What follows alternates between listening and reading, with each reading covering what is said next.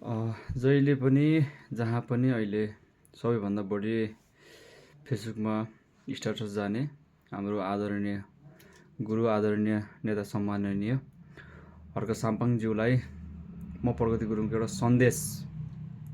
तपाईँ जनजाति म जनजाति हामी सबै धेरैजना जनजाति छौँ जसले हामी आजसम्म पनि नेपालको विशेष गरेर उच्चतम ओहदा प्रधानमन्त्री जस्तो पदहरूमा भनौँ न नेपालको नेतृत्व गर्ने ठुल्ठुलो पदहरूमा हामी जान सकिरहेका छैनौँ।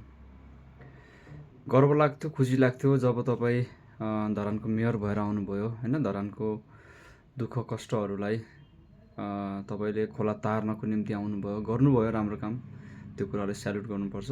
तर म के भन्दछु भने विगत समयदेखि तपाईँ होला होइन, होला नेपालमा विदेशी दलालहरू होलान्, समय सापेक्ष हामी चल्न सिक्नु पऱ्यो क्या। तपाईँलाई म राजनीति सिकाउँछु, आउनुहोस्।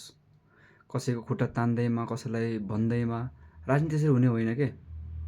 तपाईँले राम्रो काम गर्दै जानुहोस्, नबोल्दै जानुहोस्, सङ्गठन विस्तार गर्दै जानुहोस्। हिजो तपाईँको कति भयो, तपाईँको पार्टी श्रम संस्कृति पार्टीको स्थापना भयो, कति भयो? तपाईँले सङ्गठन विस्तार गर्नुपर्छ अर्काको खुट्टा तानेर। तपाईँले जस्तै अरूको खुट्टा तान्न, तपाईँले जस्तै विरोध गर्न, हर्कै यस्तो उस्तो भन्न अरूले पनि जानेछन्। तर तपाईँ अनावश्यक भुक्नु भएको छ। जहिले पनि याद गर्नुहोस्, भुक्ने कुकुरले कहिले टोक्दैन। बाटोमा हिँड्दाखेरि याद गर्नुहोस्, जुन कुकुर भुकिरहेको हुन्छ त्यसले टोक्दैन। तपाईँ टोक्ने कुकुर बन्नुहोस्, भुक्ने कुकुर होइन। देश बनाउने तपाईँसँग इच्छा छ, तपाईँसँग क्षमता छ, बनाउनुहोस्, त्यसमा हाम्रो सहयोग छ। तर दिक्क लाग्दो कुरा नगर्नु नि तपाईँ होइन।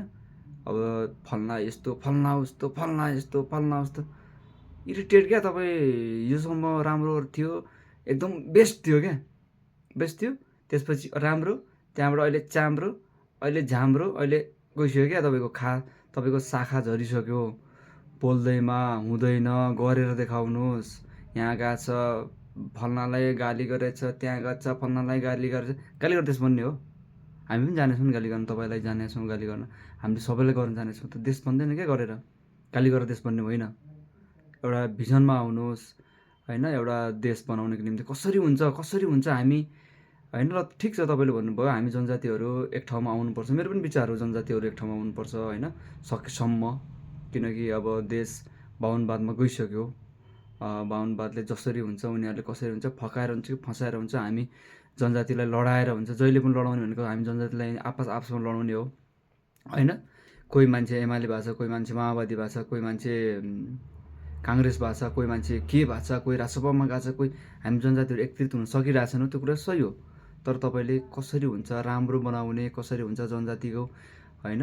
हामी विशेष गरेर आर्य मङ्गोलवासीहरू कसरी छ, उनीहरूलाई कसरी हुन्छ, उनीहरूलाई बुद्धि दिने, विवेक दिने, राम्रो बन्न सिकाउने। राम्रो बनेपछि त उनीहरू सबैसँग बुद्धि भएपछि गाली गरेर बन्ने हो त देश।